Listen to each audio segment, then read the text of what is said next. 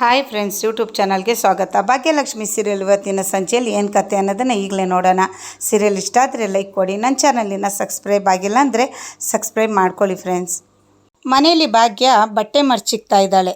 ಆದಿ phone ಮಾಡ್ತಾ ಇದ್ದಾನೆ ಭಾಗ್ಯಗೆ. Hello, ಹೇಳಿ ಆದಿ ಅವರೇ ಅಂತ ಕೇಳ್ತಾಳೆ ಭಾಗ್ಯ. ಹಾಯ್ ಭಾಗ್ಯ ಅಂತ ಆದಿ ಅಂತಾನೆ. ನಿಮ್ಮ ಹತ್ರ ಒಂದು ವಿಷಯ ಮಾತಾಡಬೇಕಾಗಿತ್ತು, ಅದಕ್ಕೆ ಕಾಲ್ ಮಾಡಿದೆ ಅಂತಾನೆ ಆದಿ. ಏನಾಯಿತು, ಏನಾದರೂ ಸಮಸ್ಯೆನಾ ಅಂತೇಳಿ ಭಾಗ್ಯ ಕೇಳ್ತಾಳೆ.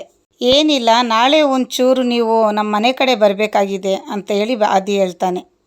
ಏನಕ್ಕೆ ಆದಿ ಅವರೇ ಅಂತೇಳಿ ಭಾಗ್ಯ ಕೇಳ್ತಿದ್ರೆ, ಒಂದು ಮುಖ್ಯವಾಗಿರೋ ನಿರ್ಧಾರ ತಗೋಬೇಕಾಗಿದೆ ಅಂತ ಆದಿ ಹೇಳ್ತಾನೆ. ಅದಕ್ಕೆ ಅಪ್ಪ ಹೇಳಿದ್ರು ನಿಮ್ಮನ್ನು ಕರೆಯೋದಕ್ಕೆ ಅಂತಾನೆ ಆದಿ. ನಾಳೆ ಬರ್ತಾ ನಿಮ್ಮ ತಂಗಿ ಪೂಜಾನೂ ಕರ್ಕೊಂಡು ಬನ್ನಿ ಅಂತಾನೆ ಆದಿ.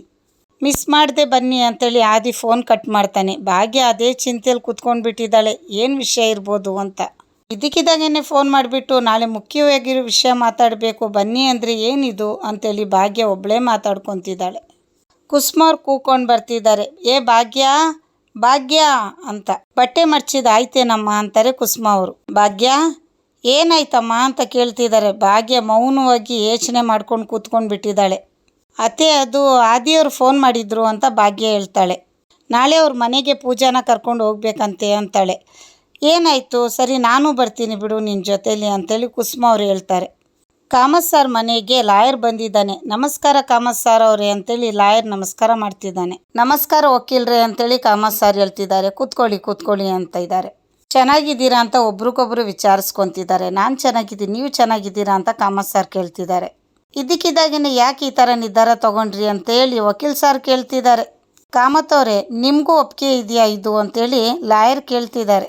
ನಾನು ಒಪ್ಕೊಂಡಿದ್ದೀನಿ ಅಂದಮೇಲೆ ಸೀರಿಯಸ್ ವಿಷಯ ಇರ್ಬೋದು ಅನ್ಕೋಬೇಕು ತಾನೇ ನೀವು ಅಂತ ಹೇಳ್ತಿದ್ದಾರೆ ಕಾಮತ್ ಸರ್. ವಕೀಲರು ಹೇಳ್ತಿದ್ದಾರೆ ಅದಂತೂ ನಿಜ ಅಂತ.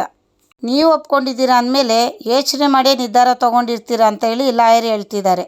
ಹಾಗಾದರೆ ತಡ ಮಾಡೋದು ಬೇಡ, ಬೇಗ ಮುಗಿಸ್ಬಿಡೋಣ ಅಂತೇಳಿ ಲಾಯರ್ ಹೇಳ್ತಿದ್ದಾರೆ. ಅದಕ್ಕೆ ನೀವು ಒಪ್ಕೊಂಡಿದ್ದೀರಾ ಅಂದಮೇಲೆ ಯೋಚನೆ ಮಾಡಿ ನಿರ್ಧಾರ ತೊಗೊಂಡಿರ್ತೀರಾ ಅಂತ ಲಾಯರ್ ಹೇಳ್ತಿದ್ದಾರೆ. ಹಾಗಾದರೆ ತಡ ಮಾಡೋದು ಬೇಡ, ಬೇಗ ಮುಗಿಸ್ಬಿಡೋಣ ಅಂತೇಳಿ ಲಾಯರ್ ಹೇಳ್ತಾ ಇದ್ದರೆ ಕಾಮತ್ ಸರ್ ಹೇಳ್ತಿದ್ದಾರೆ, ಇನ್ನೂ ಒಂದಿಷ್ಟು ಜನ ಮುಖ್ಯವಾಗಿರೋರು ಬರ್ತಿದ್ದಾರೆ, ಅಲ್ಲಿವರೆಗೂ ಕಾಯೋಣ ಅಂತಿದ್ದಾರೆ. ಆದಿ, ಭಾಗ್ಯ ಪೂಜೆ ಯಾಕೆ ಬಂದಿಲ್ಲ ಅಂತೇಳಿ ಕಾಮತ್ ಸರ್ ಕೇಳ್ತಿದ್ದಾರೆ. ಭಾಗ್ಯ ಬಾಗ್ಲಲ್ಲಿ ಬಂದೇ ಬಿಟ್ಲು. ನಮಸ್ಕಾರ ಕಾಮತ್ ಸರ್ ಅಂತ ಹೇಳ್ತಿದ್ದಾಳೆ. ಬನ್ನಿ ಕೂತ್ಕೊಳ್ಳಿ ಅಂತೇಳಿ ಕೂರಿಸ್ತಿದ್ದಾರೆ ಕಾಮತ್ ಸರ್ ಎಲ್ರೂ. ಭಾಗ್ಯ ನಮಸ್ತೆ ಸರ್, ಹೇಗಿದ್ದೀರಾ ಅಂತ ಕಾಮತ್ ಸರ್ ಕೇಳ್ತಿದ್ದಾಳೆ. ಏನು, ಇನ್ನೊಂದ್ಸಲಿ ಹೇಳು ಅಂತ ಭಾಗ್ಯಗೆ ಕಾಮತ್ ಸರ್ ಕೇಳ್ತಿದ್ದಾರೆ. ಇಲ್ಲ ಮಾವ ಹೇಗಿದ್ದೀರಾ ಅಂತ ಹೇಳಿ ಭಾಗ್ಯ ಆವಾಗ ಮಾವ ಅಂತ ಕರೀತಾಳೆ. ನಮಸ್ತೆ ಮಾವ ಅಂತಾಳೆ. ಹಾಗೆ ಬಾ ದಾರಿಗೆ ಅಂತಾರೆ ಕಾಮತ್ ಸರ್. ಪೂಜಾ ಕೂತ್ಕೊಂಡೆ ಮನೆಯನ್ನೆಲ್ಲ ನೋಡ್ತಿದ್ದಾಳೆ. ಏನು ಕಿಶನ್ನ ನೋಡ್ತಿದ್ದಾಳೋ ಮನೆ ನೋಡ್ತಿದ್ದಾಳೋ ಗೊತ್ತಿಲ್ಲ. ಕಾಮತ್ ಸರ್ ಹೇಳ್ತಿದ್ದಾರೆ, ಪೂಜಾ ನೀನು ಹುಡುಕ್ತಾ ಇರೋರು ಇನ್ನೂ ಬಂದಿಲ್ಲ, ಬರ್ತಾರೆ ಅಂತ. ಅದು ಮಾವ, ನಾನೇನು ಕಿಶನ್ನ ಹುಡುಕ್ತಾ ಇಲ್ಲ, ನಾನು ಮನೆ ನೋಡಿದ್ದು ಅಂತಾಳೆ ಪೂಜಾ. ಏನೇನು ಮೊದಲನೇ ಸಲ ನಾನು ಬರ್ತಾ ಇರೋದು ಮನೆಗೆ, ಅಷ್ಟಕ್ಕೂ ನಾನು ಕಿಶನ್ನ ನೀನು ಹುಡುಕ್ತಿದ್ಯಾ ಅಂತ ನಾನು ಹೇಳಲೇ ಇಲ್ವಲ್ಲ ಅಂತೇಳಿ ಅವಳ ಜೊತೆಲಿ ತಮಾಷೆಗೆ ಮಾತಾಡ್ತಿದ್ದಾರೆ ಕಾಮತ್ ಸರ್. ಕುಂಬಳಕಾಯಿ ಕಳ್ಳಿ ಯಾರು ಅಂತ ಕೇಳಿದ್ರೆ ಎಗಲ್ ಮುಟ್ಟಿ ನೋಡ್ಕೊಂಡ್ರಂತೆ, ಆ ಥರ ಆಯಿತು. ಅಹಿತ ಹೇಳ್ಕೊಂಡು ನಗಿತಾ ಇದ್ದಾಳೆ. ಯಾಕಮ್ಮ ಭಾಗ್ಯ ಟೆನ್ಷನಲ್ಲಿದೆಯಾ ಅಂತೇಳಿ ಕಾಮತ್ ಸರ್ ಕೇಳ್ತಿದ್ದಾರೆ ಭಾಗ್ಯಗೆ. ಅದು ಮಾವ, ನೀವು ಯಾಕೆ ನಮ್ಮನ್ನು ಬರೋ ಕೇಳಿದ್ರಿ ಅಂತ ಕೇಳ್ತಿದ್ದಾಳೆ ಭಾಗ್ಯ. ಯಾಕಂತ ಗೊತ್ತಾಗಿಲ್ಲ, ದಯವಿಟ್ಟು ಮದುವೆ ಕ್ಯಾನ್ಸಲ್ ಅಂತ ಮಾತ್ರ ಹೇಳ್ಬೇಡಿ ಅಂತ ಭಾಗ್ಯ ಕೈ ಮುಗಿದು ಕೇಳ್ಕೊತಿದ್ದಾಳೆ. ಕಾರ್ಡೆಲ್ಲ ಒಡಿಸಿ ಆಗಿದೆ ಅದಕ್ಕೋಸ್ಕರ ಅಂತಿದ್ದಾಳೆ ಭಾಗ್ಯ. ವಿಷಯ ಅದಲ್ಲಮ್ಮ, ತಲೆ ಕೆಡಿಸ್ಕೋಬೇಡ ನೀನು ಅಂತ ಕಾಮತ್ ಸರ್ ಹೇಳ್ತಿದ್ದಾರೆ. ಕಾಮತ್ ಸರ್ ಕನಿಕನ ಕಳಿಸ್ತಾರೆ, ಕಿಶನ್ನ ಕರ್ಕೊಂಡು ಬಾ ಹೋಗು ಅಂತ.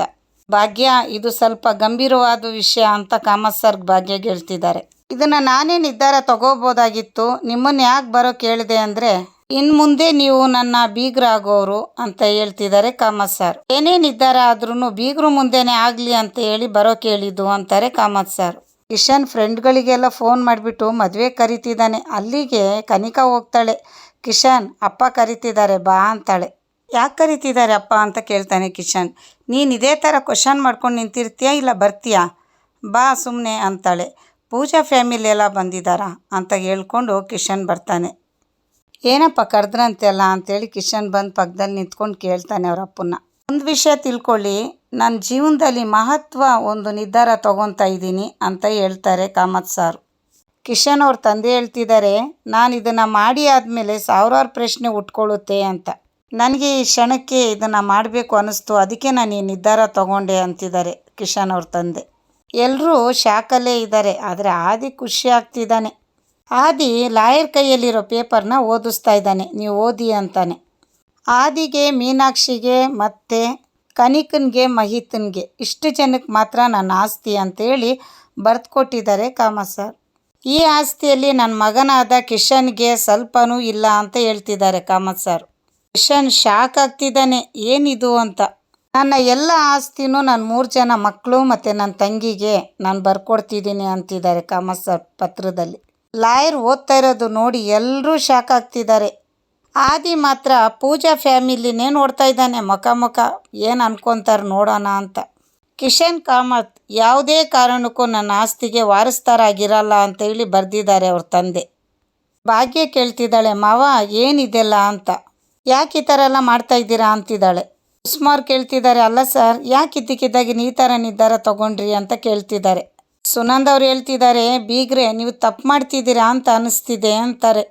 ನೋಡಿ ಬೀಗ್ರೆ, ನಾನು ಮಾಡಿದ್ದು ಸರಿ ಅನ್ನಿಸ್ತಾ ಇದೆ ಅಂತ ಕಾಮತ್ ಸರ್ ಹೇಳ್ತಿದ್ದಾರೆ. ಅಲ್ಲ ಇದ್ದಕ್ಕಿದ್ದಾಗೇನೆ ಹೀಗೆಲ್ಲ ಹೇಳಿದರೆ ಕಿಶನ್ ಏನು ಮಾಡ್ತಾನೆ ಪಾಪ ಅಂತಿದ್ದಾರೆ ಸುನಂದ್ ಅವರು. ಹೌದು ಸರ್, ಅವ್ನು ಬಾಳಿ ಬದುಕಬೇಕಾದವನು, ನೀವು ಈ ಥರ ಹೇಳ್ಬಿಟ್ರೆ ಅವನು ಏನು ಮಾಡ್ತಾನೆ ಅಂತೇಳಿ ಕುಸುಮ ಅವ್ರು ಹೇಳ್ತಿದ್ದಾರೆ. ಕುಸುಮ ಅವರೇ, ಇಲ್ಲಿ ನನ್ನ ನಿರ್ಧಾರದ ಬಗ್ಗೆ ಯಾವುದೇ ಬದಲಾವಣೆಯೂ ಇಲ್ಲ ಅಂತಿದ್ದಾರೆ ಕಾಮತ್ ಸರ್. ಈ ಮದುವೆ ಆದಮೇಲೆ ಯಾವುದೇ ಕಾರಣಕ್ಕೂ ಕಿಶನ್ಗೆ ಭಾಗ ಇಲ್ಲ ಅಂತಿದ್ದಾರೆ ಕಾಮತ್ ಸರ್. ಹೇಳಬೇಕಾಗಿತ್ತು, ಅದಕ್ಕೆ ನಿಮ್ಮೆಲ್ಲರನ್ನೂ ಕರೆಸಿದ್ದು ಅಂತಾರೆ. ಕಿಶನ್ ಏನು ಯೋಚನೆ ಮಾಡ್ತಾ ಇದೆಯಾ ಅಂತ ಕಿಶನ್ ಅವ್ರ ತಂದೆ ಕೇಳ್ತಿದ್ದಾರೆ. ಏನಿಲ್ಲಪ್ಪ ಏನಿಲ್ಲ ಅಂತಿದ್ದಾನೆ ಕಿಶನ್. ನಾನು ಹೇಳಿದ್ದೆಲ್ಲ ಅರ್ಥ ಆಯಿತು ತಾನೇ ಅಂತ ಕಿಶನ್ ಅವ್ರ ತಂದೆ ಕೇಳ್ತಿದ್ದಾರೆ. ನಿನಗೆ ನಮ್ಮ ಆಸ್ತಿಯಲ್ಲಿ ಒಂದು ಬಿಡುಗಾಸು ಸಿಕ್ಕೋದಿಲ್ಲ ಅಂತ ಹೇಳ್ಬಿಟ್ಟು ಕಿಶನ್ ಅವ್ರ ತಂದೆ ಹೇಳ್ತಿದ್ದಾರೆ. ಪಾಪ ಕಿಶನು ಆಯಿತು ಅಂತೇಳಿ ತಲೆ ಆಡಿಸ್ತಿದ್ದಾನೆ. ಈ ರೀತಿ ಹೇಳೋದಕ್ಕೆ ಕಿಶನ್ ಅವ್ರ ತಂದೆಗೆ ಎಷ್ಟು ಕಷ್ಟ ಆಯಿತು ಏನೋ ಪಾಪ. ಆದಿ ನೆನ್ನೆ ಹೇಳಿದ್ದನ್ನ ಕಿಶನ್ ಅವ್ರ ತಂದೆ ನೆನೆಸ್ಕೊತಾ ಇದ್ದಾರೆ. ಎಲ್ಲ ಆದಿ ಮುಖ ನೋಡ್ತಾ ಇದ್ದಾರೆ. ಆದಿಗೆ ಖುಷಿ ಆಗ್ತಿದೆ. ಇದಿಷ್ಟು ಪ್ಲಾನು ಆದಿದೆ ಅಂತೇಳಿ ಯಾರಿಗೂ ಗೊತ್ತಿಲ್ಲ. ಆದರೆ ಆದಿ ಪರೀಕ್ಷೆ ಇಟ್ಟು ತುಂಬ ಒಳ್ಳೆ ಕೆಲಸ ಮಾಡಿದ್ರು ಅಂದ್ಕೊಂಡಿದ್ದೀನಿ. ಭಾಗ್ಯ ಮೇಲಿರೋ ಕೆಟ್ಟ ಅಭಿಪ್ರಾಯನಾದರೂ ಹೋಗುತ್ತಾ ನೋಡೋಣ. ಕಾಮತ್ ಸರ್ ಆದಿ ಇಬ್ಬರೂ ಭಾಗ್ಯಗೊಂದು ಪರೀಕ್ಷೆ ಇಟ್ಟಿರೋದು. ಕಿಶನ್ಗೆ ನಿಜವಾಗ್ಲೂ ಇವ್ರು ಪ್ರೀತಿ ಮಾಡ್ತಿದ್ದಾರಾ ಇಲ್ಲ ದುಡ್ಡು ಆಸ್ತಿಗೋಸ್ಕರ ಪ್ರೀತಿಸ್ತಾ ಇದ್ದಾರಾ ಅಂತ. ಭಾಗ್ಯ ಮದುವೆ ವಿಷಯದಲ್ಲಿ ಯಾವುದೇ ಬದಲಾವಣೆ ಇರೋದಿಲ್ಲ ಅಂತೇಳಿ ಕಿಶನ್ ಅವ್ರ ತಂದೆ ಭಾಗ್ಯನ ನೋಡಿ ಹೇಳ್ತಿದ್ದಾರೆ. ಆದರೆ ಮದುವೆ ಆದಮೇಲೆ ಕಿಶನ್ಗೆ ಆಸ್ತಿಯಲ್ಲಿ ಒಂದು ಬಿಡುಗಾಸು ಸಿಗೋದಿಲ್ಲ ಅನ್ನೋ ನಿರ್ಧಾರ ಮಾಡೋದಾಗಿದೆ ಅಂತ ಹೇಳ್ತಿದ್ದಾರೆ ಕಿಶನ್ ಅವ್ರ ತಂದೆ. ಅದನ್ನು ನಾನು ತೊಗೊಂಡಿದ್ದೀನಿ ಅಂತಿದ್ದಾರೆ. ಆದಿ, ಮೀನಾಕ್ಷಿ, ಕನಿಕಾ 3 ಜನನೂ ಭಾಗ್ಯ ಕಡೆನೇ ಅಬ್ಸರ್ವ್ ಮಾಡ್ತಿದ್ದಾರೆ. ಎಲ್ಲ ಮುಗೀತಲ್ಲ ಅಂತೇಳಿ ಕಿಶನ್ ಅವ್ರ ತಂದೆ ಕೇಳ್ತಿದ್ರೆ ಲಾಯರ್ ಹೇಳ್ತಾನೆ, ಇಲ್ಲ ಸರ್ ಇನ್ನು ನೀವು ಸೈನ್ ಹಾಕಬೇಕು, ಆಮೇಲೆ ಕಿಶನ್ನು ಸೈನ್ ಹಾಕಬೇಕು ಅಂತಿದ್ದಾನೆ ಲಾಯರು. ಕಾಮತ್ ಸರ್ ಹೇಳ್ತಿದ್ದಾರೆ, ಕಿಶನ್ ಸೈನ್ ಹಾಕಪ್ಪ, ನೆನಪಿದೆ ತಾನೇ, ಆಸ್ತಿಯಲ್ಲಿ ಏನೂ ಸಿಗಲ್ಲ ನಿನಗೆ, ನೋಡಿಬಿಟ್ಟು ಸೈನ್ ಹಾಕು ಅಂತಿದ್ದಾರೆ. ಕಿಶನ್ ಅವ್ರ ತಂದೆ ಸೈನ್ ಹಾಕಿದ ಮೇಲೆ ಕಿಶನ್ ಕೈಗೆ ಕೊಡ್ತಾರೆ. ಅದ್ರ ಬಗ್ಗೆ ಏನೂ ಯೋಚನೆ ಮಾಡಲಿಲ್ದಂಗೆ ಕಿಶನ್ನು ಸೈನ್ ಹಾಕ್ತಾನೆ. ಸೈನ್ ಹಾಕಿದ ತಕ್ಷಣ ಲಾಯರ್ ಕೈಗೆ ಕೊಡ್ತಾನೆ ಪೇಪರ್ನ ಕಿಶನ್. ಕನಿಕಾ ಮಾಡಿದ್ದು ಡ್ರಾಮಾಗೆ ಎಲ್ಲಿಗೆ ಬಂದು ನಿಂತ್ಕೊಂಡೈತೆ ನೋಡಿ. ನನ್ನ ಕೆಲಸ ಆಯಿತು, ನಾನಿನ್ನು ಹೊರಡ್ತೀನಿ ಅಂತೇಳಿ ಲಾಯರ್ ಅಲ್ಲಿಂದ ಎದ್ದೋಗ್ಬಿಡ್ತಾರೆ. ನನಗೆ ಒಂದು ವಿಷಯ ಅರ್ಥ ಆಗಲಿಲ್ಲ ಅಂತೇಳಿ ಭಾಗ್ಯ ಹೇಳ್ತಿದ್ದಾಳೆ. ಈ ವಿಷಯಕ್ಕೆ ನಮ್ಮನ್ನೆಲ್ಲ ಯಾಕೆ ಮಾವ ಕರೆದ್ರಿ ಅಂತ ಕೇಳ್ತಿದ್ದಾಳೆ ಭಾಗ್ಯ. ಹೇಳ್ತೀನಿ ಭಾಗ್ಯ, ಎಲ್ಲನೂ ಹೇಳ್ತೀನಿ ಅಂತೇಳಿ ಕಾಮತ್ ಸರ್ ಹೇಳ್ತಿದ್ದಾರೆ. ಈಗ ಕಿಶನ್ ಹತ್ರ ಏನೂ ಇಲ್ಲ, ಅಂಥವನಿಗೆ ಮದುವೆ ಮಾಡಿಕೊಟ್ರೆ ನಿನ್ನ ತಂಗಿ ಚೆನ್ನಾಗಿರ್ತಾಳ ಅಂತ ಕೇಳ್ತಿದ್ದಾರೆ. ಅದಕ್ಕೆ ನಿನ್ನ ತಂಗಿಗೆ ಬೇರೆ ಹುಡುಗನ ಹುಡುಕು ಅಂತೇಳಿ ಭಾಗ್ಯಗೆ ಹೇಳ್ತಿದ್ದಾರೆ ಕಾಮತ್ ಸರ್. ಅವಳ ಜೀವನ ಚೆನ್ನಾಗಿರಲಿ, ಸುಮ್ಮನೆ ಇವನ ಜೊತೆಲಿದ್ದು ಅವಳ ಜೀವನ ಹಾಳು ಮಾಡ್ಕೊಳ್ಳೋದು ಬೇಡ ಅಂತಿದ್ದಾರೆ ಕಾಮತ್ ಸರ್. ಭಾಗ್ಯ ಮನೆಯವ್ರ ಮಾತು ಕೇಳಿ ಆದಿ ಶಾಕಲ್ಲಿದ್ದಾನೆ. ಇವತ್ತಿನ ಕತೆ ಮುಗೀತು. ನಾಳೆ ಸಂಚಿಕೆಯಲ್ಲಿ ಏನು ಕತೆ ಅನ್ನೋದನ್ನು ನೋಡೋಣ. ಬಾಯ್.